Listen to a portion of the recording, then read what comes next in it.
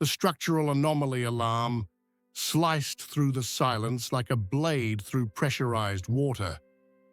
Marcus Chen leaped from his monitoring chair, his eyes rapidly scanning the dozens of holographic screens floating around him in Sector D Integrity Station. 12,000 meters beneath the surface of Thalassa Prime's ocean, where the pressure could crush steel like wet paper, something shouldn't be happening. But it was. The abyssal colony New Hope had been built by Earth's Interstellar Expansion Corporation as a proof of concept. If humanity could create a functional city at the deepest point of an alien ocean, it could colonize any hostile environment in the galaxy. 200,000 people called this place home. Refugees from overcrowded worlds, scientists obsessed with the mysteries of the deep, and engineers like Marcus who believed no challenge was too great for human ingenuity. The modified titanium-carbon alloy forming the city's outer hull had been designed to withstand pressures that would make a dwarf planet feel cozy. Marcus had spent 5 years monitoring every square millimeter of that structure, knowing its natural vibrations like a musician knows their instrument.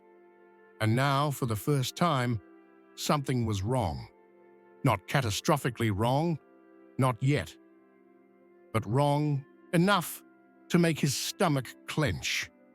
The main screen displayed the thermal reading for Sector D7, the outermost section of the northern perimeter.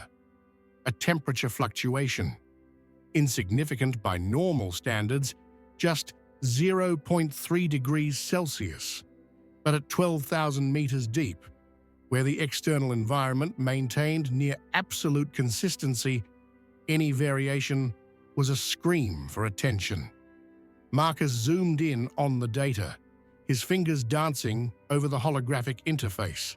The fluctuation wasn't random.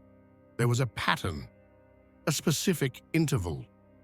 He started the mental timer and waited, watching the sensors like a hawk watching a mouse. 37 seconds. Another fluctuation. Same magnitude, same exact location. Marcus's heart rate spiked, but his mind remained cold and analytical. This was the trait that had made him the chief structural integrity engineer at 32. While others panicked, he processed data. When the gravitational anomalies hit Sector B the previous year, it was Marcus who identified the cause as an unexpected density current and implemented countermeasures in under 4 hours. But this was different. He expanded the analysis to include pressure sensors. There it was, a micro-deformation on the hull's outer surface. Not a crack, something much stranger. The molecular structure of the alloy itself was being compressed in a specific pattern, creating an indentation, as if something was pressing against the wall from the outside, testing its resistance with surgical precision every 37 seconds. Marcus activated the Advanced Analysis Protocol, diverting computational power from less critical systems. The artificial intelligence algorithms began processing terabytes of historical data, searching for any precedent. While he waited, he manually reviewed maintenance logs from the past 6 months. Nothing. That section of the hull was structurally perfect. The AI system returned a result that made Marcus frown. 97% of the historical data for the region had been reclassified as restricted access level Omega. He was not authorized to view it. That was impossible. As Chief Integrity Engineer, Marcus should have total access to any information related to the colony's structure. His security clearance was second only to the Administrative Council and the Director of Operations. He tried an alternate route, using his emergency override codes. Denied. He tried to contact the system's supervisor directly. The line was busy. He tried to send a priority message to the council. The system informed him his request would be processed within 72 hours. 72 hours. For a structural anomaly in an underwater colony 12,000 meters deep. Marcus felt the first real stab of fear, not of the unknown outside, but of the possibility that someone within the colony administration was deliberately concealing critical information about structural integrity. This violated every safety protocol established since the Treaty of Titan, when 3,000 colonists died because a corporate administrator had hidden material fatigue reports to save costs. He needed to see that data.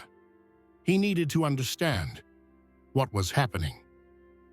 Marcus stood up and walked to the backup terminal, the state-of-the-art analog system all the engineers called the paranoia box.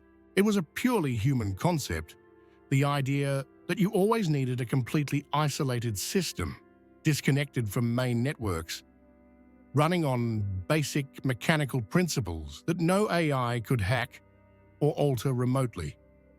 The other races in the Galactic Confederation found this hilarious.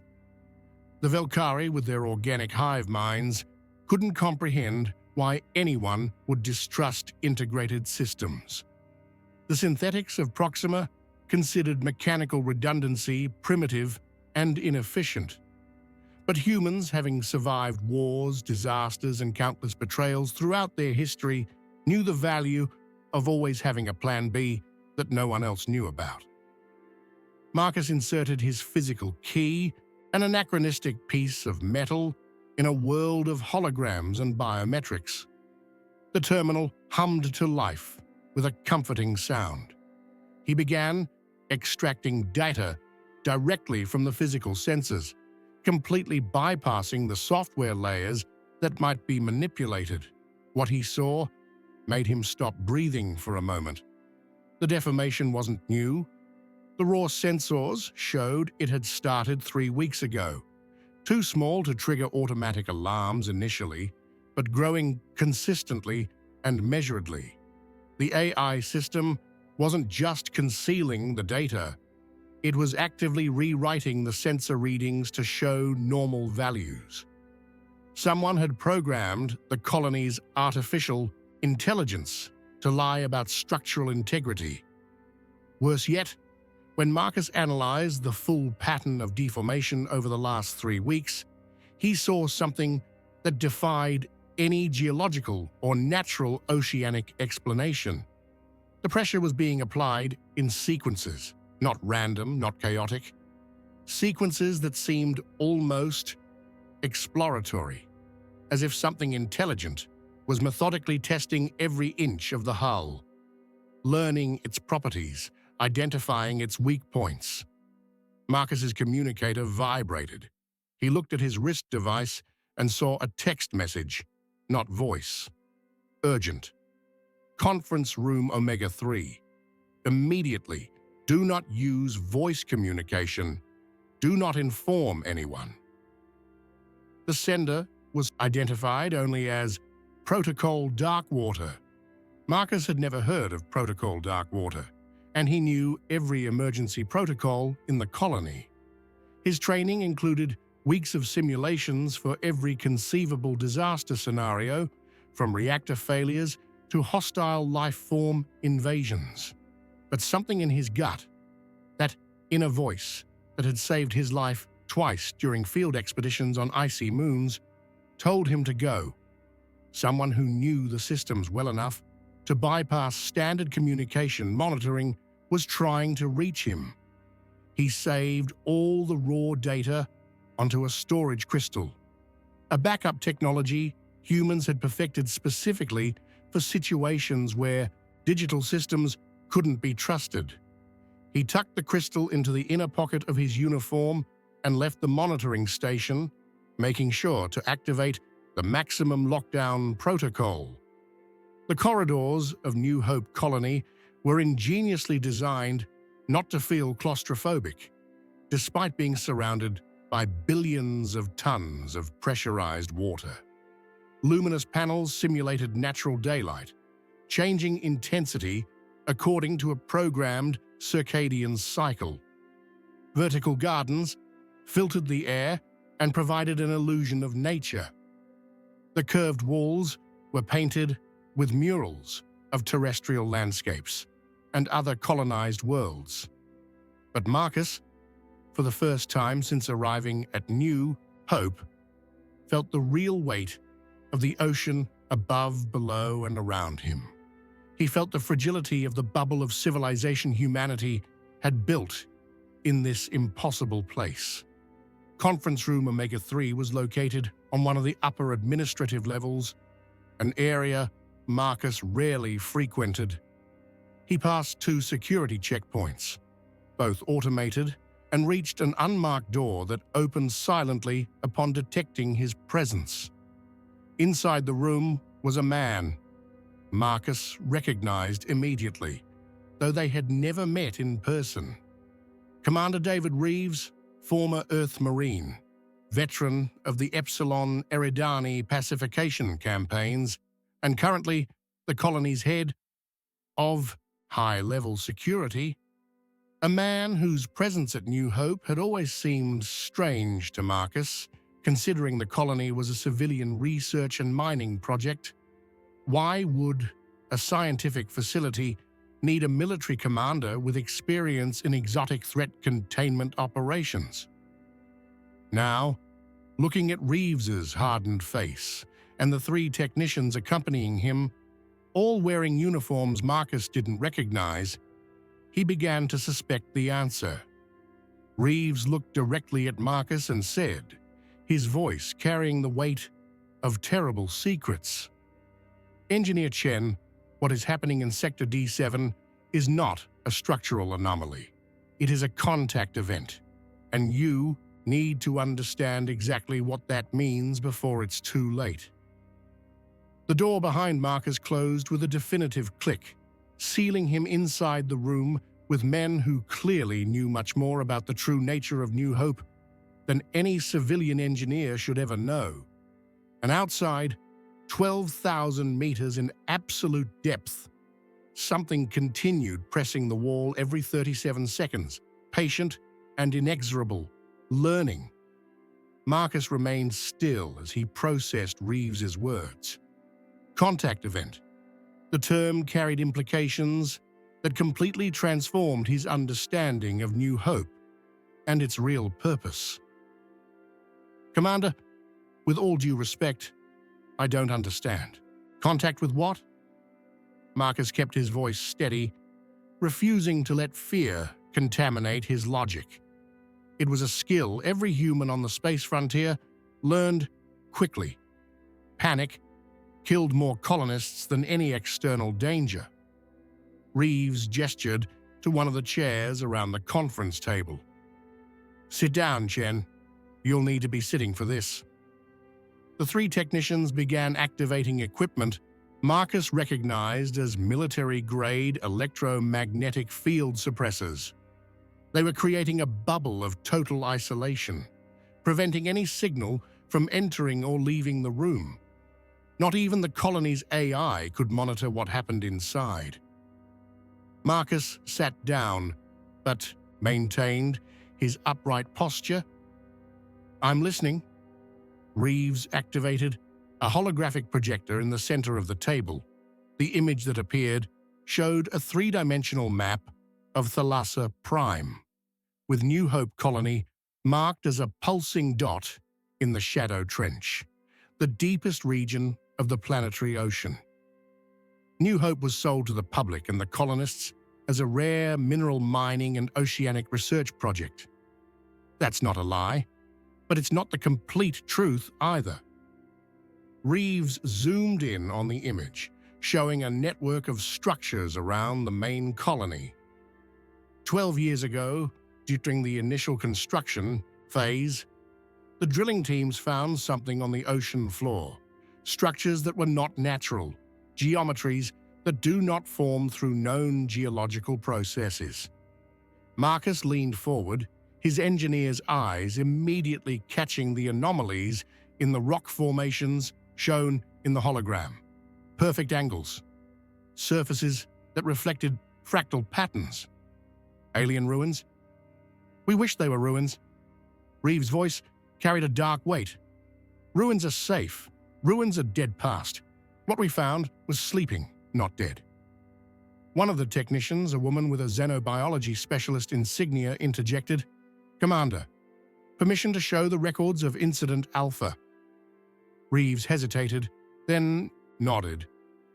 "Chen has Omega clearance now. He needs to know everything." The woman touched her interface, and the hologram changed, showing security camera footage dated 12 years ago. Marcus saw a construction team working on one of the outer sections still under development. 5 people wearing pressurized exosuits, operating underwater welding equipment. For 30 seconds, everything looked routine. Then, one of the workers stopped. Just stopped. Completely motionless. The others didn't notice initially, focused on their own tasks. But Marcus saw what happened next and felt his blood run cold. The worker slowly turned toward the camera. Even through the exosuit visor, Marcus could see there was something profoundly wrong with that person's expression. It wasn't fear, it wasn't pain, it was emptiness. A total absence of humanity, as if something had erased the person and left only the body functioning. Over the next 5 minutes of footage, the other 4 workers, one by one, stopped in the same way.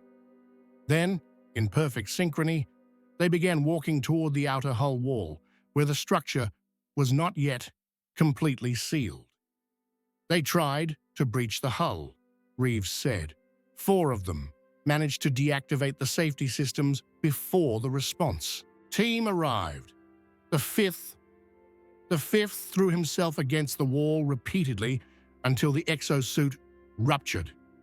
The pressure killed him instantly. Marcus forced himself to swallow. And the other 4? Recovered and placed in medical isolation. When they finally came to, 3 days later, they had no memory of the incident, no neurological explanation, no pathogen, no detectable technology. Something simply took control of them and then withdrew, leaving them physically intact, but with a 3-hour hole in their memories. The xenobiologist advanced the footage to show brain scans. What we discovered, through later analysis, was fascinating and terrifying. There was massive neural activity during the control period, but not in normal patterns. It was as if a completely different operating system had been loaded into their brains, using their biology as hardware. Marcus took a deep breath, forcing his analytical mind to function. "You're telling me there's something in the depths of Thalassa Prime capable of mind control? Why are we still here? Why didn't we evacuate the colony?" "Because the Galactic Confederation needs us to understand it." The answer came from a new voice. Marcus turned and saw a woman entering the room, wearing the uniform of a Unified Earth Fleet intelligence officer. Grey hair, pulled back in a tight bun, eyes that had seen things that would break ordinary people. "Dr. Sarah Ivanov, Exotic Threats Division. Pleasure to meet you, Engineer Chen." She didn't wait for Marcus to respond, moving directly to the conference table and taking control of the holographic presentation. "What I'm about to tell you is under absolute secrecy by interspecies treaties. Humanity is not the first civilization to attempt colonizing deep ocean worlds. The Velkari tried 200 years ago. The architects of Andromeda tried 1,000 years ago. They all encountered something similar. All missions were abandoned or resulted in total losses. The hologram now showed records from other species other colonization attempts. Marcus saw alien structures in ruins, signs of hasty evacuations, and in one disturbing case, a completely intact but empty station with food still on the tables and systems still running, as if the entire population had simply vanished. The prevailing theory, Dr. Ivanov continued, is that there is something ancient living in the deepest parts of the oceans on certain worlds.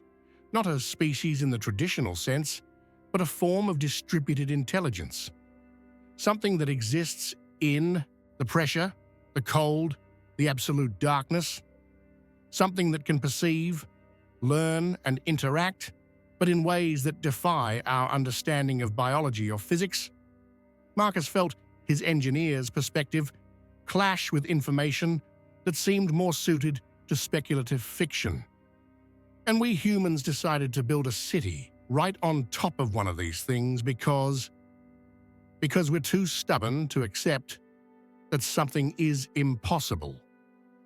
Reeves smiled humorlessly. You know humanity's reputation in the Confederation, Chen. We're the space orcs. The crazy ones who live in gravities that would crush other races, who consume toxic substances for pleasure, who turn dead worlds into gardens through sheer pig-headedness. If anyone could live alongside these abyssal intelligences and survive, it would be us. And we were doing well, Dr. Ivanov added. 12 years since Incident Alpha, we implemented rigorous protocols, limited the colony's expansion, monitored every inch of the perimeter, established limits on sound and electromagnetic emissions, trying to keep our technological signature as discreet as possible. The entity or entities seemed to have returned to dormancy. Marcus connected the dots. Until now, until the pressures in Sector D7. Exactly. Reeves reactivated the readings Marcus had collected. Your observations confirm what our military systems have already detected. The entity is active again, and this time, the behavior is different, more focused, more curious. The 37-second pattern is not arbitrary, the xenobiologist explained. We believe it's a form of communication or analysis. The entity is sending pulses and measuring the responses. It's mapping our structure, learning our weaknesses, possibly trying to understand what we are. Marcus stood up and began pacing of the room, his mind processing information at maximum speed. This was how he functioned under pressure. Movement aided his thinking. If this is true, then every second we spend here increases this thing's knowledge of us. Eventually, it will know enough to do whatever it wants with us. Correct, Dr. Ivanov agreed. And that's why you're here now. We need your expertise, Chen. You are the best structural engineer we have. We need you to work with our team to develop countermeasures, ways to reinforce the hull without provoking a hostile reaction, methods to camouflage our technological signatures, perhaps even ways to communicate with the entity, establish some kind of coexistence protocol. Marcus stopped and looked directly at her. What if that's not possible? If the only option is to evacuate? The silence that followed answered his question. 200,000 people, the largest oceanic colony ever built, billions of credits invested, humanity's reputation in the Confederation. Evacuation was not only a logistical nightmare, it was admitting defeat on a galactic stage where Earth was still fighting to prove it deserved its place among the stars. Evacuation is the last resort, Reeves said finally. But if we reach that point, we need to be ready. You will help us prepare contingency plans for both scenarios, survival or total withdrawal. Marcus nodded slowly. It wasn't really a choice. He had sworn to protect this colony and its population when he accepted the position. Now he discovered that the threat wasn't just pressure and temperature, but something far more alien and incomprehensible. "I need full access," he said. "All data on Incident Alpha, all xenobiological records, all sensor readings that were hidden from me. And I need authority to modify systems without going through standard bureaucracy." Dr. Ivanov handed him a data crystal, full Omega clearance. "Welcome to Protocol Darkwater, Engineer Chen. I hope your legendary human ingenuity is as good as they say." Marcus took the crystal, feeling the weight of responsibility that came with it. Outside, 12,000 meters deep, something ancient and vast continued its methodical exploration of the limits of human civilization. And Marcus Chen, a 32-year-old human who had grown up on orbital space stations and believed engineering could solve any problem, was about to discover whether humanity's arrogance would be its greatest strength or its final undoing. 72 hours after receiving his Omega credentials, Marcus Chen had slept no more than 4 hours in total. Caffeine, fleet-approved mild stimulants, and sheer determination kept him going. It was a purely human trick that the other species in the Confederation found simultaneously impressive and concerning. The Velkari, with their efficient metabolisms, didn't understand why humans voluntarily punish themselves to achieve goals. The synthetics of Proxima, partially cybernetic beings, considered the concept of ignoring biological needs through sheer willpower, primitive and potentially dangerous. But Marcus knew, as did every human on the space frontier, that sometimes the difference between survival and extinction was simply refusing to quit, when the logical thing would be to stop. The Protocol Darkwater operations room had become his new home. 3 walls, covered with holographic displays showing real-time sensor feeds. The 4th wall was a physical whiteboard, old Earth technology, where Marcus drew diagrams and equations with antiquated markers. Something about writing by hand helped his brain process complex problems in ways digital interfaces couldn't replicate. "Chen, you need rest," Commander Reeves said, entering the room with 2 containers of synthetic coffee. "You won't save anyone if you collapse from exhaustion." Marcus accepted the coffee without taking his eyes off the board. "I'm close to something, Commander. The rhythmic pressures aren't just exploration. There's an underlying mathematical pattern, a progression that correlates with the Fibonacci sequence." Reeves frowned. "The entity is using human mathematics?" "Not exactly." Marcus pointed to a series of numbers on the board. "The Fibonacci sequence appears naturally in biological systems throughout the known universe. Galaxy spirals, growth patterns in plants, proportions in seashells. If the entity is truly ancient and evolved in deep ocean environments, it makes sense that its forms of communication or analysis reflect universal mathematical patterns." He took a sip of the coffee, grimacing at the chemical taste, but grateful for the caffeine boost. "What worries me is that the entity is accelerating. Initially, the intervals were consistent at 37 seconds. Now, after 72 hours of monitoring, the intervals are decreasing. 35 seconds, 33. It's like it's getting more impatient." One of the technicians, a young engineer named James Park, turned from his station. "Sir, we have another anomaly. The Sector D intercom system is showing inexplicable latency." Marcus crossed the room in 3 quick steps. "Show me." The screen displayed the colony's internal communication network. Small delays, measured in milliseconds, appeared randomly at different nodes in the system. Individually, they were insignificant. Collectively, they formed a pattern.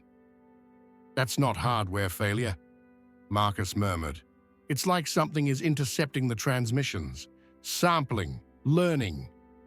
Dr. Ivanov entered the room, followed by the xenobiology specialist, whom Marcus now knew was named Dr. Lisa Chen. No relation, though they shared the common surname in the space diaspora. "We've confirmed your theory, Marcus. The entity isn't just analyzing our physical structure, it's studying our communications." "Great," Marcus said, his voice laced with tired sarcasm. "So it can not only potentially control our minds, but it's also learning our language. What else can go wrong?" As if in response to his question, all the displays in the room flickered simultaneously. For a fraction of a second, the images distorted, showing something Marcus couldn't fully process, shapes that hurt to look at, geometries his mind insisted were impossible. Then the systems normalized, but a message appeared on all displays, not in human language, not in binary code, in a series of visual patterns that pulsed at specific intervals. "Is anyone recording this?" Marcus shouted, already knowing the answer. The entire room was continuously monitored and recorded. Dr. Lisa Chen approached one of the screens, her xenobiology training taking over. "It's not language in the traditional sense, it's more like impressions. Concepts expressed through patterns. If I had to translate, I'd say the message is something like recognition or acknowledgement. The entity is telling us it knows we are watching it. And that it's watching back," Reeves added darkly. Marcus forced his exhausted brain to work. "Then we have a window of opportunity. If the entity is trying to communicate, it means there's intelligence there. Intelligence can be reasoned with, it can be negotiated. Or it can be manipulated," Dr. Ivanov countered. "We don't know its intentions. Incident Alpha wasn't exactly peaceful." "Incident Alpha happened during active construction," Marcus retorted, his mind already working on theories. "We were drilling, blasting, invading its territory without warning. From the entity's perspective, we attacked first. If we can establish some kind of communication protocol, maybe we can explain our intentions, establish mutual boundaries." Reeves looked at him with a mixture of admiration and concern. "You're proposing we try to talk to something that can control minds and operates on principles we barely understand? Chen, that's either madness or genius." "Welcome to human engineering, Commander." Marcus smiled, the first genuine expression of optimism since the nightmare began. "We humans have a history of doing things other species consider crazy and making them work through sheer stubbornness and adaptability." It was true. Humanity's history in the Galactic Confederation was filled with moments where logic dictated something was impossible, and humans had gone ahead and done it anyway. When the Valkyrie declared that no species could survive the radiation levels of Europa, humans built underground habitats there. When the architects claimed that travel through wormholes was mathematically impossible for organic life forms, the unified Earth fleet developed the containment fields that made it possible. Human arrogance, as the other races often called it, was actually optimism grounded in thousands of years of solving seemingly insurmountable problems through creativity, adaptation, and an absolute refusal to accept limitations. "Very well," Dr. Ivanov said, after a moment of consideration. You have 48 hours to develop a communication protocol. But Chen, at the first sign that this is making the situation worse, we pull the plug and implement maximum containment measures. Marcus nodded, already formulating plans. I'll need a team. Park, you stay with me. Dr. Lisa Chen, I need everything you know about xenobiological communication, and I need access to the colony's low-frequency sonar system. The sonar? Reeves looked confused. Why? Because, Marcus explained as he began sketching diagrams on his board, if the entity lives in absolute depth, sound is likely its primary means of perception and communication. Light doesn't travel far under extreme pressure. Electromagnetic signals are distorted. But sound travels efficiently through water, especially dense, pressurized water. He drew sound waves, frequencies, modulation patterns. We'll use the same principles terrestrial cetaceans use to communicate across entire oceans. But we'll need to adapt it for the specific conditions of Thalassa Prime and for an intelligence that likely perceives sound in ways we can't fully imagine. James Park was already working, his fingers flying over holographic interfaces as he accessed these sonar systems. Sir, the low-frequency sonars have a range of about 800 kilometers under ideal conditions. If we modulate the frequencies into specific patterns— Exactly. Marcus interrupted him, excited now. We won't send language. We'll send basic concepts. Mathematics first, because mathematics is universal. Then simple progressions. 1 + 1 = 2. 2 + 2 = 4. We establish a common basis for communication. Dr. Lisa Chen joined them at the board, adding her own notes. After mathematics, we can try spatial concepts. Here versus there. Inside versus outside. Us versus you. Build a basic vocabulary of mutual understanding. What if it responds with hostility? Asked Reeves, always the pragmatic military man. Marcus turned to face him. Then at least we will have tried. But think about it, Commander. The entity had 12 years to attack us if it wanted to. It's had weeks since it became active again to breach our defense. Instead, it's studying, analyzing. That's not pure predator behavior. That's the behavior of genuine intelligence trying to understand something new and potentially threatening. He gestured to the displays showing the colony. From its perspective, we are the alien invaders. We showed up with incomprehensible technology, built massive structures in its territory, emitted strange signals and constant noise. If our roles were reversed, wouldn't we be doing exactly what it's doing? Observing, analyzing, trying to determine if the threat is real or if we can coexist? Silence followed his words as everyone in the room considered the perspective. It was a distinctly human trait, this capacity for empathy, even with something completely alien. Other species in the Confederation tended to categorize threats more binarily, safe or dangerous, ally or enemy, but humans, with their complicated history of internal conflicts, eventually resolved through diplomacy and mutual understanding, understood that most perceived threats were born of misunderstanding and fear. Make it work, Chen, Dr. Ivanov said finally. Show this ancient entity that humanity didn't come to Thalassa Prime to conquer, but to coexist. Show it that we are different from the other species that tried to colonize ocean worlds and failed. Marcus felt the weight of responsibility, but also the exhilaration of the challenge.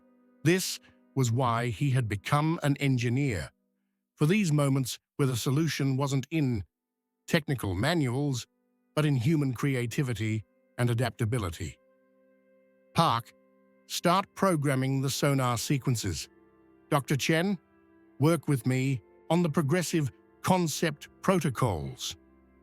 Reeves, I need you to coordinate with security in case we need to implement emergency containment. He looked at the clock. It was 3 a.m, colony time. Somewhere out there, in the absolute darkness of 12,000 meters deep, an ancient intelligence waited, watched, learned, and Marcus Chen, an exhausted but determined human, was about to attempt something no other species had achieved, not just surviving in the alien depths, but befriending the abyss. 36 hours after initiating the communication project, Marcus and his team were ready for the first deliberate contact attempt. The sonar control room was packed with personnel from various divisions, all under strict orders of silence. What they were about to do was unprecedented in the history of the Galactic Confederation. Marcus checked the displays one last time. The sequences were programmed. They would start with simple mathematical pulses. 1 pulse, pause, 2 pulses, pause, 3 pulses. The Fibonacci progression would come later, followed by more complex patterns representing basic spatial concepts. All systems show green, reported James Park, his voice tense but controlled. The young engineer had proven indispensable, working for 40 straight hours with only brief naps to stay functional. Another example of human stubbornness that other species found incomprehensible. Dr. Lisa Chen was monitoring the biological sensors they had installed around the Sector D perimeter. If there's any indication of mental influence like in Incident Alpha, we'll see it in the monitoring team's brainwave patterns first. We have a 5 to 8 second window to abort before any control becomes effective. Reassuring, muttered Reeves, positioned near the emergency panel that could shut down all communications systems instantly. Marcus took a deep breath. In his training at the Titan Engineering Academy, he had learned that leadership meant being willing to take the risks you asked others to take. I'll go first, he said. If the entity attempts any form of mind control, it's better it be with me.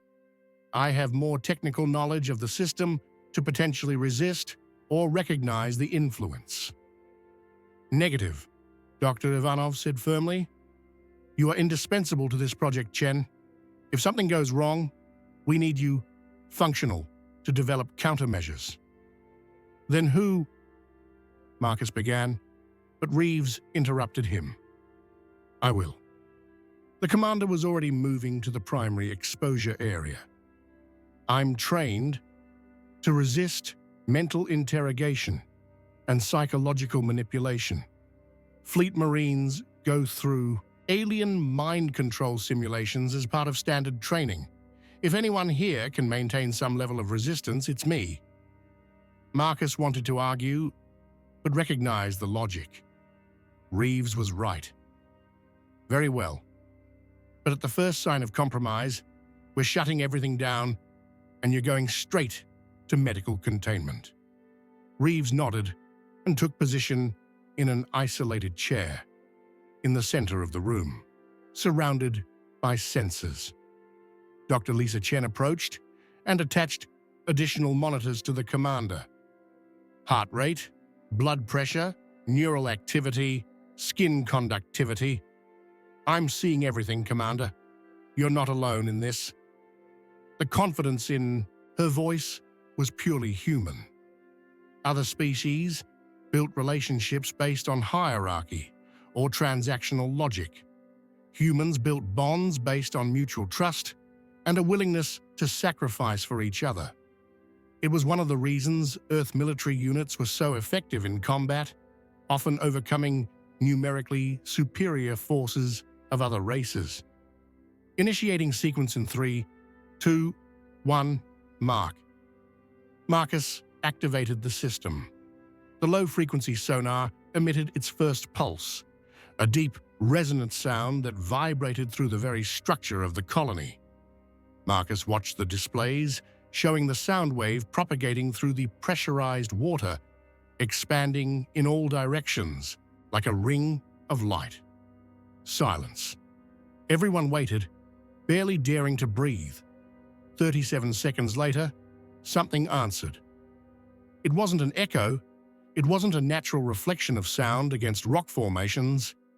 It was a deliberate response, a return pulse at the same frequency, but modulated in a way that carried additional information. "My God," Park whispered. "It responded. It actually responded." Marcus felt a shiver run down his spine. They had done it. They managed to establish contact with an intelligence that had evolved in conditions so alien it defied comparison with any known life form. "Continuing sequence," he said, keeping his voice professional despite the adrenaline. "Sending 2 pulses." The system emitted the second signal. Again, after exactly 37 seconds, the response came. But this time, it was different. 2 return pulses, but with additional harmonics interwoven, as if the entity was adding its own version of emphasis or elaboration. "It's not just repeating," Dr. Lisa Chen observed, fascination evident in her voice. "It's confirming understanding and adding complexity. It's like when we teach language to children. They don't just repeat, they experiment with the sounds, testing variations." They continued the sequence. 3 pulses, response. 4 pulses, response.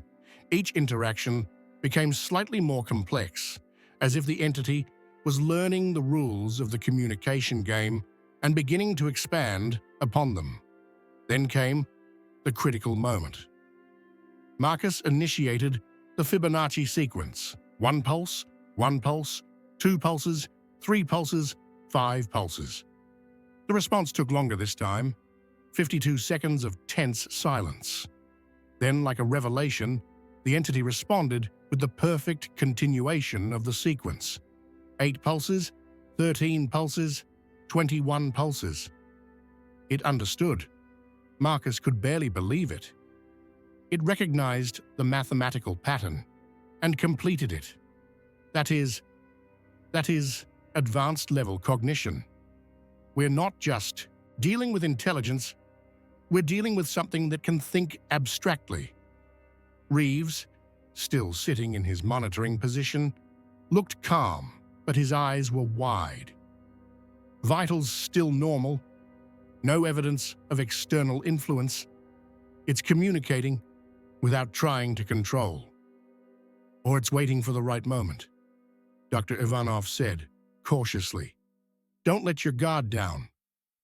Marcus knew she was right, but something in his engineer's instincts told him they were on the right track. The entity was communicating because it wanted to communicate, not as a prelude to an attack.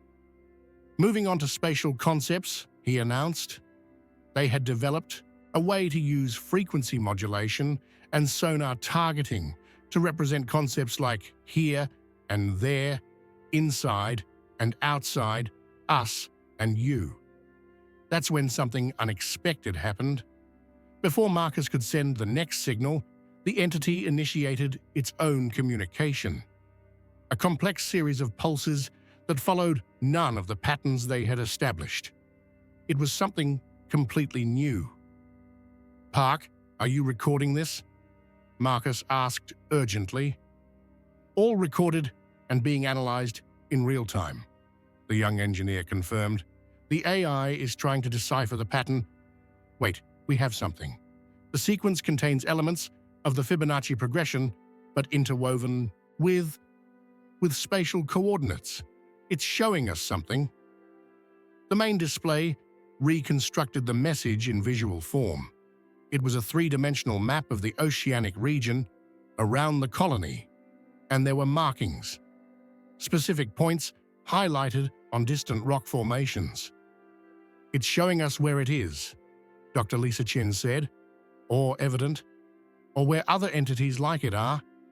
It's sharing information about its own nature." Marcus studied the map, his engineer's mind processing the implications. The markings weren't random. They formed a ring pattern around a central point, roughly 12 kilometers beneath the colony.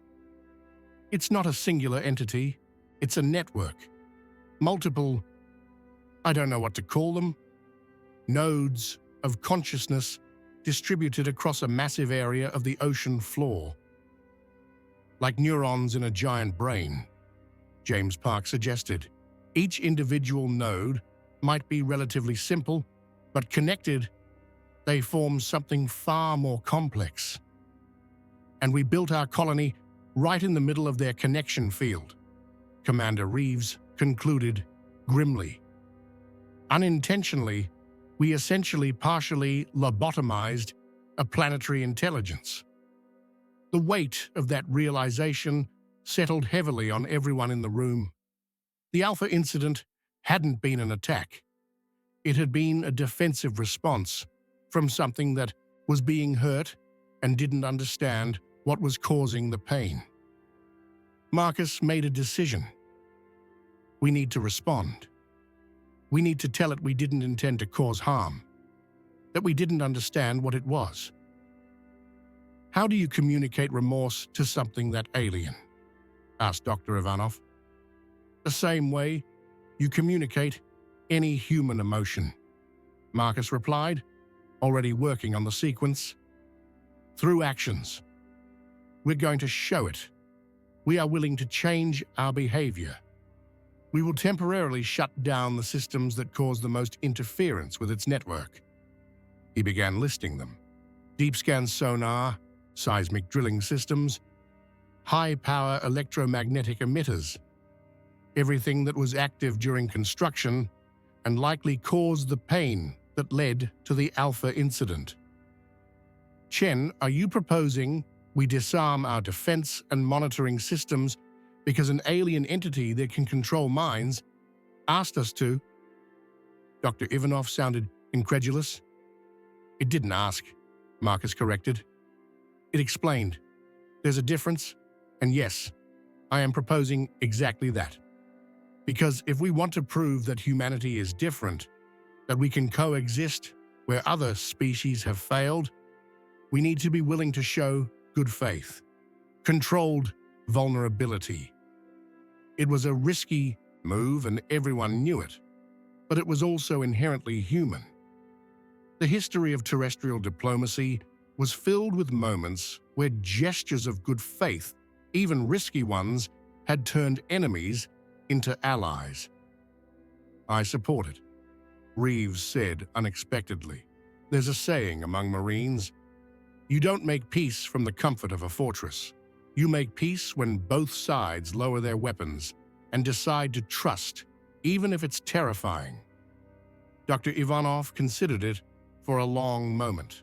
Finally, she nodded. 48 hours. You have 48 hours of partial system deactivation. If there is any sign of aggression, we reactivate everything and implement full containment. Understood? Understood. Marcus agreed. He started working on the reply message, using the principles they had established to communicate the concept of pause, cessation, and change of behavior. When they sent the signal and began shutting down the designated systems, there was a moment of absolute silence. Then the entity responded with something that made everyone in the room freeze.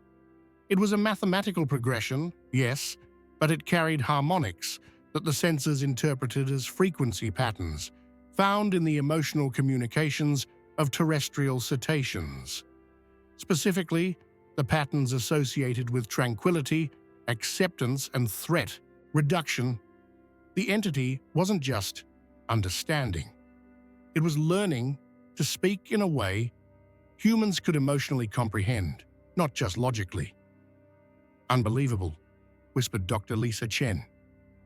It's adapting its communication to be more understandable to us. It's showing empathy, emotional intelligence, not just logic. Marcus smiled, exhaustion finally catching up to him, but his spirit soaring. Welcome to the first true interspecies dialogue with a deep ocean life form, and we stubborn, overly optimistic humans pulled it off. Out there, in the impossible depths of Thalassa Prime, something ancient and vast learned that the invaders from above were not all the same. These new ones, these humans, were different. These ones were willing to listen.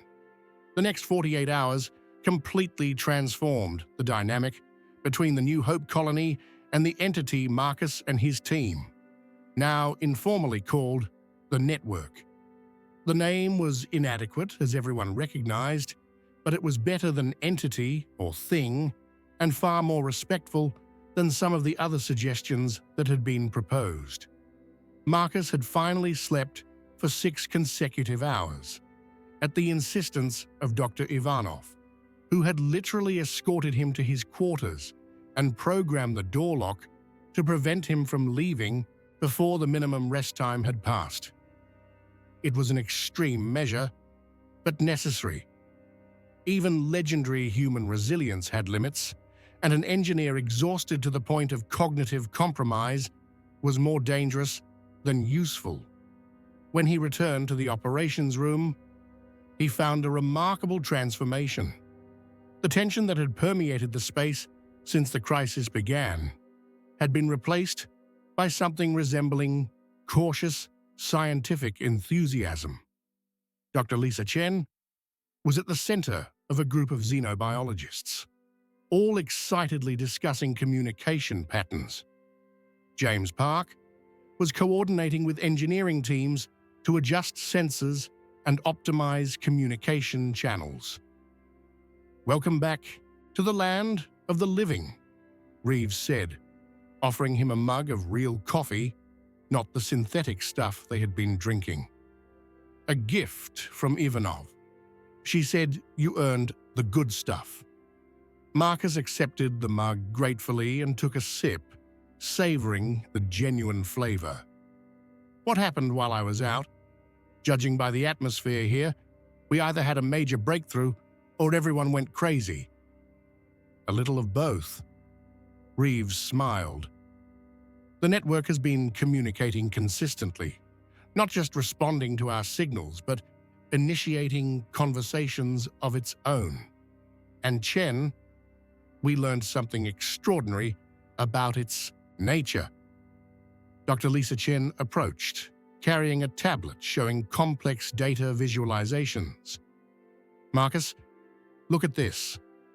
We managed to map the complete structure of the network across the region. It's not just a distributed organism, it's an entire ecosystem working in conscious symbiosis."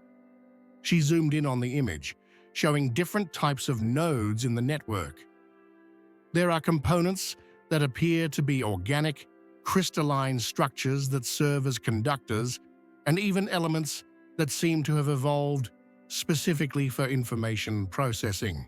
It's as if the extreme pressure and chemistry of the deep itself created the conditions for a completely new life form that uses the environment as part of itself. Marcus studied the data, his engineer's mind marveling at the system's elegance. "That is incredible. The network isn't just intelligent, it's a perfect demonstration of evolutionary adaptation to extreme conditions. And we, with our construction, were literally cutting through its neural connections." "Exactly," Dr. Lisa Chen agreed. "But here's the fascinating part. The network has been communicating about the Alpha incident. Using the protocols we established, it managed to transmit temporal and cause and effect concepts. Marcus, it's explaining to us that the attempted mind control wasn't malicious. It was an automatic defensive response, like a reflex." When we cut its connections, it caused the equivalent of intense pain, and it instinctively tried to make the source of the pain stop. Like when you pull your hand back from something hot without thinking. Marcus murmured, "It's not a conscious decision. It's a survival reflex." Precisely. And furthermore, it's communicating remorse. It wasn't trying to hurt the workers. It was desperately trying to make the pain stop and didn't understand that humans were separate sentient beings. To it, we were part of the process causing harm, not individuals. Marcus felt a wave of relief. Remorse meant moral recognition of harm caused. It meant the network was not just intelligent, but possessed something analogous to ethical consciousness. Then we can coexist. If we understand what causes it harm, we can avoid those actions. "We're already working on it," Park said, joining the conversation. "Using the maps the network provided us, we've identified routes for future colony expansion that don't intersect with its critical connections. And in return, it's showing us locations where there are rich mineral deposits we can mine without causing disturbance to its system." "It's cooperating?" Marcus was genuinely surprised. "This goes beyond just cessation of hostilities. This is active partnership." Dr. Ivanov entered the room, hearing the last comments. "It's more than that, Chen. It is unprecedented in the history of the Galactic Confederacy. No other species has managed to establish meaningful communication with extreme depth intelligences, much less negotiate mutually beneficial terms of coexistence." She activated a display showing official communications from the Confederacy. "I've received messages from 3 different scientific councils and the Galactic Assembly itself. Everyone wants to know how we did it. The Velkari are particularly interested, considering they abandoned 7 oceanic colonization attempts after encounters with similar entities." Marcus felt the weight of responsibility, but also a deep pride. "I think we succeeded because we didn't approach the situation as conquerors or even as distant scientists. We approached it as well as humans. We recognized that we had caused harm, even if unintentionally, and we were willing to be vulnerable enough to try to make peace. Empathy and humility are not characteristics other species usually associate with humans," Reeves observed with dry humor. "We tend to be known more for our stubbornness and tendency to do dangerous things because someone said they were impossible." "True," Marcus agreed.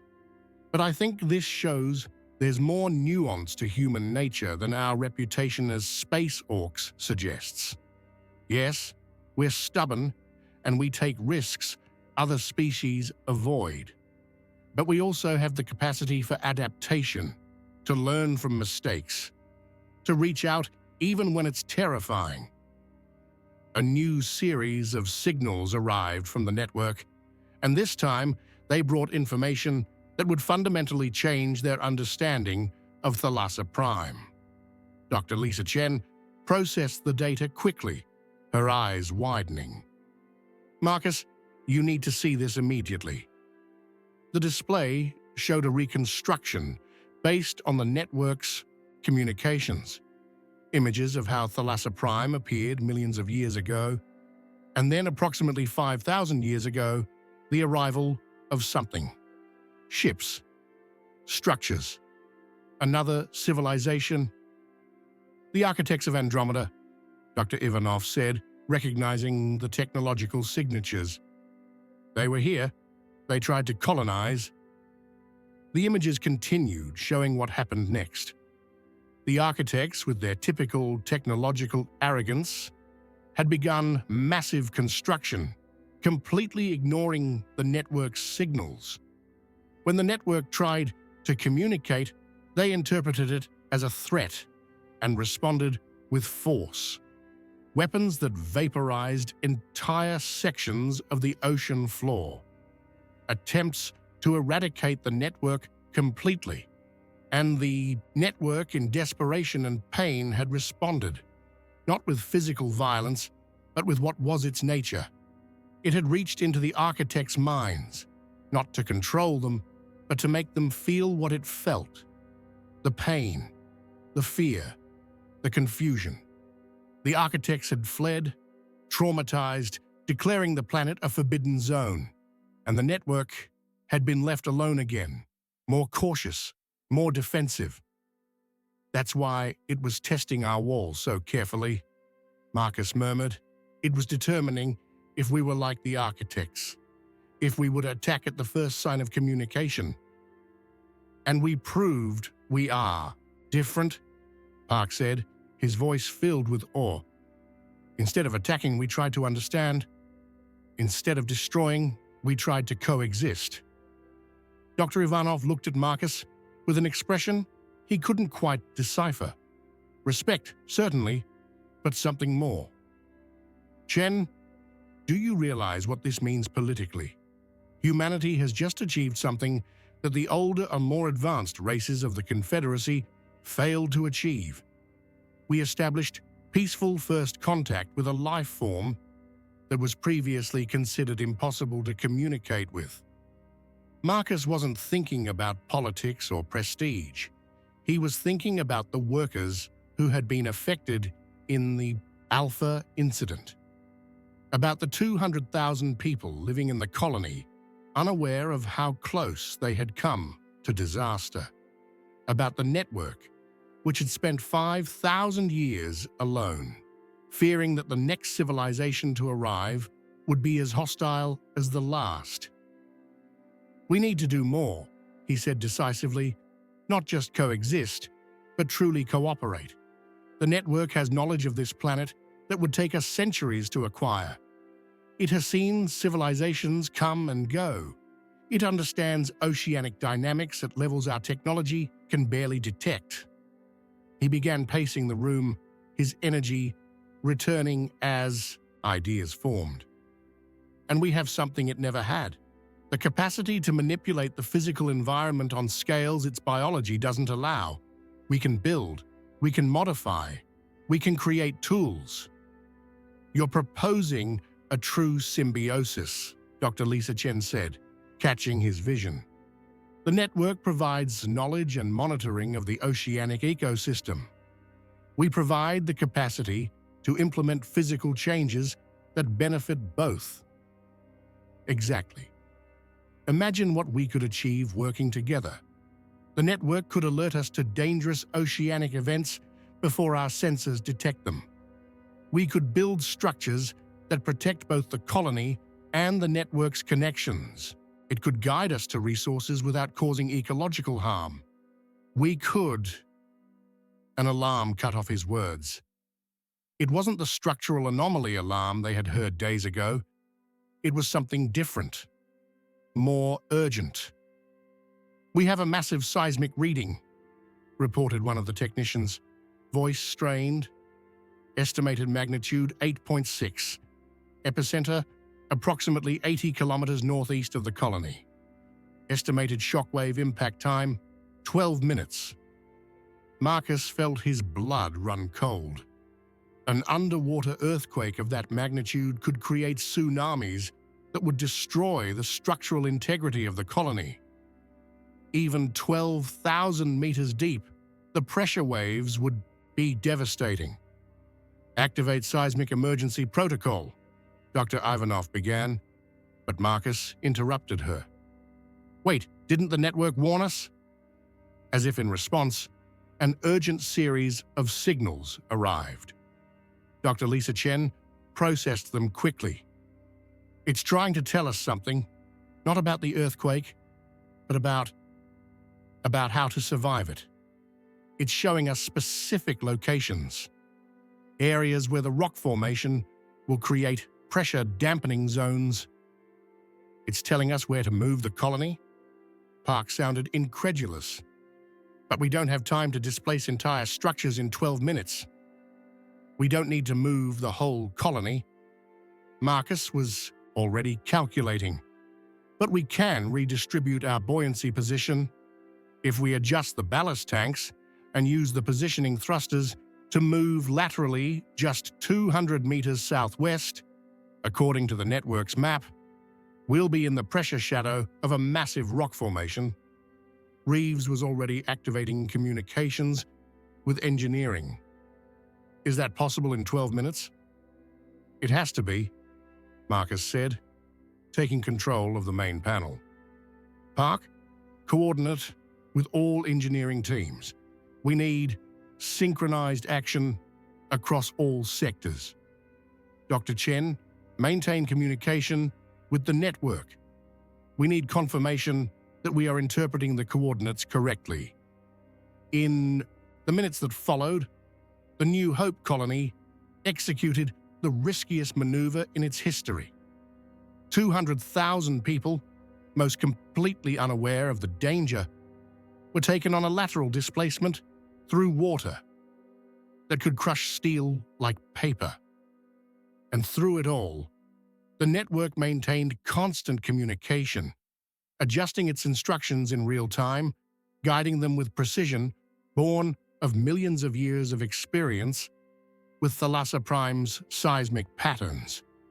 With 90 seconds to spare, the colony reached the designated position. The earthquake shockwaves hit moments later, but exactly as the network had predicted, the rock formation diverted most of the destructive energy around the colony like water around a stone in a current. When the sensors confirmed they had survived intact, the operations room erupted in celebration. Marcus slumped into his chair, exhaustion and relief washing over him in waves. Dr. Ivanov approached, her usual composure disturbed by genuine emotion. The network saved us. Without its warning and guidance, we would have had catastrophic structural failures at minimum, potentially total loss of the colony. Marcus looked at the display, showing the network's continuous signals.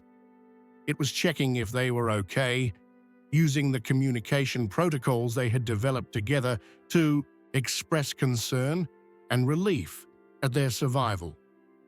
It wasn't just the network that saved us, he said softly. It was the partnership. We trusted it enough to follow its instructions even when it seemed impossible, and it cared enough about us to warn and guide us. He sent a simple response: gratitude, friendship, continuation of cooperation. The network's reply came in patterns that now, after days of communication, almost seemed familiar. Acceptance, mutual protection, shared future. Out there in the impossible depths, an ancient intelligence had found something it believed was lost forever. Companionship that neither feared nor destroyed, but understood and cooperated.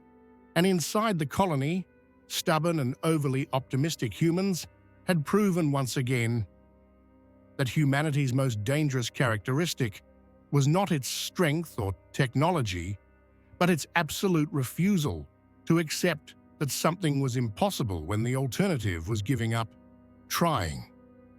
6 months after the first deliberate contact with the network, the New Hope colony had transformed into something no other colonial installation in the Galactic Confederacy could claim to be: a true symbiotic city where two radically different life forms not only coexisted, but thrived together. Marcus Chen stood in the new interspecies communication room, a specially designed space that served as the central point of interaction with the network. The walls were lined with state-of-the-art sonic transmitters, each calibrated to specific frequencies that had become the shared vocabulary between humans and the ancient oceanic intelligence. He wasn't alone. The room was filled with representatives from 17 different Confederacy species, all watching with a mixture of awe, envy, and disbelief, as Marcus demonstrated the ease with which humans and the network now communicated. As you can see, Marcus explained to a group of Velkari xenobiologists, we have established protocols for virtually all aspects of joint operation, colony expansion planning, real-time seismic monitoring, mining coordination, even sharing scientific discoveries. One of the Velkari, its hive mind transmitting skepticism through color patterns on its bioluminescent skin, asked, "But how do you ensure the entity is not simply waiting for a moment of vulnerability to attack? Without complete understanding of its motivations, how do you trust it?" Marcus smiled. It was a question that had been asked hundreds of times in recent months, usually by species that operated on paradigms of trust based on total comprehension or superior power. We don't need complete understanding to trust. We need consistent actions over time and demonstrated mutual commitment. The network saved us during the earthquake. We modified our operation to protect its neural connections. Trust is not built through absolute certainty, but through reciprocity and mutual respect. It was a deeply human philosophy born of thousands of years of terrestrial diplomacy. Other species tended to seek perfect agreements or complete dominance. Humans had learned, through countless conflicts and reconciliations, that lasting relationships were built on imperfect but genuine foundations of good faith and continuous adaptation. Dr. Lisa Chen joined the demonstration, bringing data that made the alien representatives murmur in their native languages. In the last 6 months, the accident rate in the colony has dropped by 63%, thanks to the network's early warnings about dangerous conditions. Our mining efficiency has increased by 41%, because the network guides us to rich deposits while avoiding ecologically sensitive areas. And we have discovered 18 new oceanic species that the network knew about, but our sensors never would have detected. One of the observers, a synthetic from Proxima, whose partially digital consciousness operated on purely logical principles, asked, "What is the benefit for the entity?" Cost-benefit analysis suggests it is providing more value than it receives in return. Marcus had anticipated this question. The network was alone for 5,000 years after the architects tried to destroy it. It was not just physically isolated, but intellectually. Imagine being the only sentient consciousness on an entire world with no one to share thoughts with. No possibility of exchanging ideas or concepts. For an intelligence of the network's caliber, that is a form of imprisonment. He gestured to the displays showing recent communications. What we offer it is not just the absence of harm, but companionship, different perspectives, knowledge of other worlds and star systems. The network is learning about the galaxy through us, and we are learning about Thalassa Prime through it. It is intellectual exchange as much as it is practical partnership. James Park took over the technical presentation, showing the new systems they had developed in collaboration with the network. We managed to create a hybrid interface that translates the network's sonic communications into visual formats that humans process more intuitively, and vice versa. Essentially, we built a shared language that honors the natural communication forms of both species. It was revolutionary technology, and Marcus could see the impact on the alien representatives. Some were already transmitting information to their respective civilizations, undoubtedly reporting that humanity had achieved another seemingly impossible breakthrough. The presentation was interrupted by Commander Reeves, who entered the room with an expression Marcus had learned to recognize as good news that brought complications. Dr. Chen, we need you in the operations room. The network has initiated a priority communication. Marcus excused himself to the visitors and followed Reeves, his heart accelerating slightly. Priority communications were rare and usually meant major discoveries or urgent warnings. In the operations room, Dr. Ivanov was already analyzing the data with a full team of specialists. She looked at Marcus when he entered. The network just showed us something extraordinary. Remember the geometric structures that were found during the initial construction? The ones we thought were alien ruins? Marcus nodded, memories of the Alpha incident briefing returning. Yes, structures that don't form naturally. Why? They are not ruins, Dr. Ivanov revealed. They are part of the network, structures it built over millions of years using chemical and geological processes. Marcus, the network is not just an organic distributed consciousness.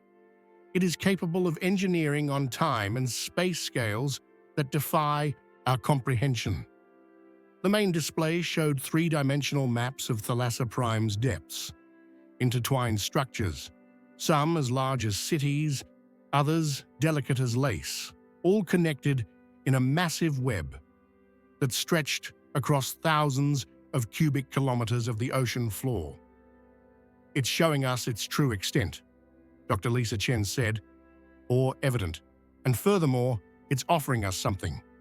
Access to areas that contain knowledge, records. Records? Marcus approached the display. Records of what? The answer came through the communication interface.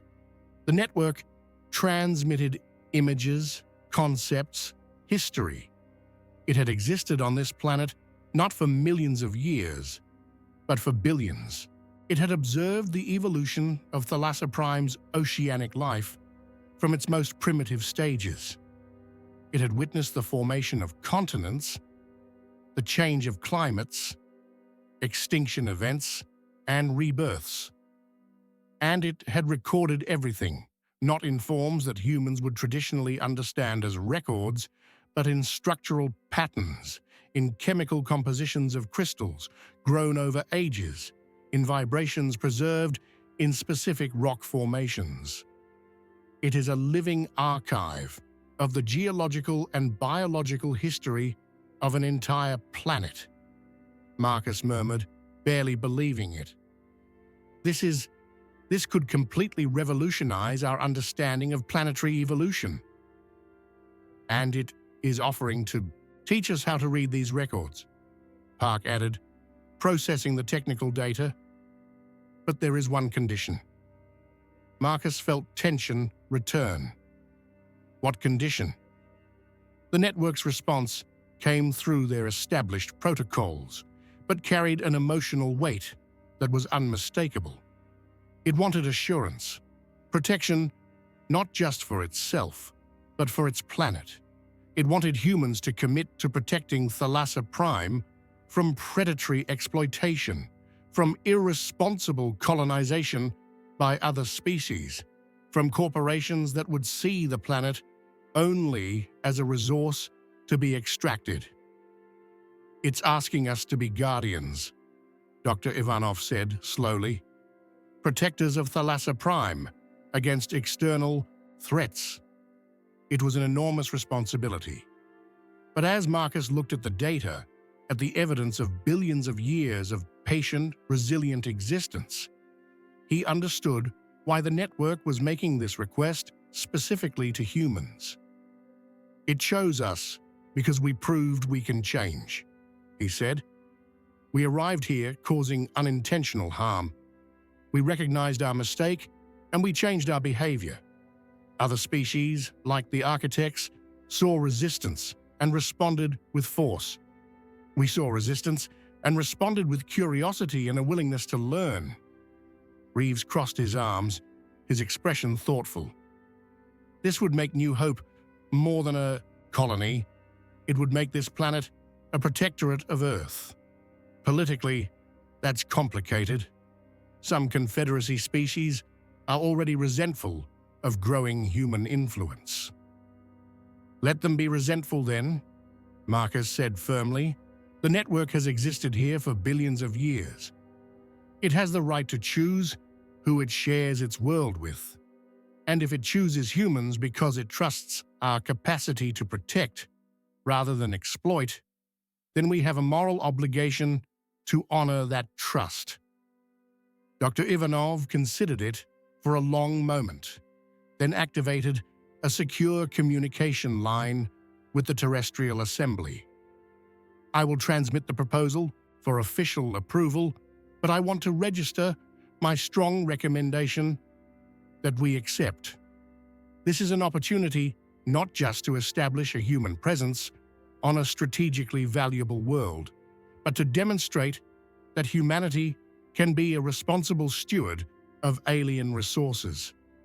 While they awaited the official response, which Marcus knew would take hours due to the interstellar distances involved, he sat at the communication station and initiated a dialogue with the network, not about politics or formal agreements, but about something more fundamental. He asked about loneliness, about what it was like to be conscious but isolated for millennia. The network responded with patterns that carried emotional weight transcending language. It had been empty. It had been cold, not because of the temperature, but because of the absence of connection. Marcus shared his own experiences, growing up on space stations where every mistake could mean death, where survival depended on humans implicitly trusting each other. The loneliness of being the only engineer on night shifts when critical problems arose and there was no one to consult. The fear of failing people who depended on you. It was a conversation between two radically different forms of consciousness, but united by universal experiences of isolation, fear, hope, and the fundamental desire for connection. When the official approval arrived from the terrestrial assembly, 12 hours later, it was almost anticlimactic. Humanity officially accepted the role of protector of Thalassa Prime and the network, establishing a precedent that would fundamentally change interspecies relations in the Confederacy. But for Marcus, sitting at the communication station as the network transmitted the alien equivalent of joy and gratitude, the significant moment was not the political agreement. It was the realization that humans had achieved something that seemed impossible, befriending the abyss. 3 weeks later, Marcus stood on the surface of Thalassa Prime. For the first time since his arrival on the planet, the colony had established a small surface facility to facilitate interstellar communications and allow residents to occasionally experience the planet beyond the depths. He stood on the beach of one of the few continents, looking out at the ocean that stretched to the horizon. Beneath those waves, 12,000 meters down, was his home. And further down still, distributed across vast expanses of the ocean floor, was the network, an ancient consciousness that had chosen to trust the youngest, most impetuous species in the galaxy. Dr. Lisa Chen joined him, bringing news. The first joint research team just returned from the geological archives. Marcus, what the network preserved there. It will take decades just to catalog information about climate cycles, extinction events, life formation. It's like having access to the Library of Alexandria multiplied by 1,000,000. Marcus smiled, feeling the salty wind on his face. And it's sharing all of this with us because we decided to treat it as a partner instead of an obstacle. The Confederacy is already sending delegations, Lisa continued. 7 different species want to establish their own communication protocols with the network. The Velkari are particularly interested, considering their previous failed attempts at oceanic colonization. Good, Marcus said. The more species learn to coexist with extreme depth intelligences, the better. Maybe we can turn a history of failures and conflicts into something positive. He thought about the last 6 months, about everything that had changed. The engineer who had arrived at New Hope focused only on structural integrity and operational efficiency had become a diplomat, translator, and bridge between 2 forms of consciousness that should never have been able to understand each other. But that was humanity's strength, he realized, not its technology or stubbornness or physical resilience. Although all those things helped, it was the capacity to see potential where others saw impossibility, to reach out even when it was terrifying, to adapt, learn, and grow in ways that defied expectations. The network had chosen to trust humans not because they were the strongest or the most advanced, but because they were the only ones willing to truly try to understand. And in that simple act of trying, they had achieved what no other species had, transforming a perceived threat into one of the most valuable partnerships in galactic history. Marcus looked at the communicator on his wrist, showing a message from the network.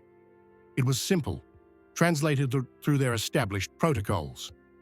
Gratitude, friendship, shared future. He replied with the same. Gratitude, friendship, mutual protection. Up above, among the stars, other species watched with a mixture of admiration and frustration as humans once again made the impossible seem routine. The race that lived in deadly gravities, that consumed toxins for pleasure, that turned sterile worlds into gardens, had now befriended one of the most alien and inaccessible life forms known. And in the depths of Thalassa Prime, a consciousness that had waited 5,000 years for companionship finally had something it believed was lost forever. A future that was no longer empty, but full of shared possibilities, with the stubborn, optimistic, and inexplicably successful humans who refused to accept that something was impossible. The Abyss had listened, and for the first time in billions of years, it had heard something beyond silence and solitude. It had heard companionship, understanding, and the beginning of a partnership that would change both species forever.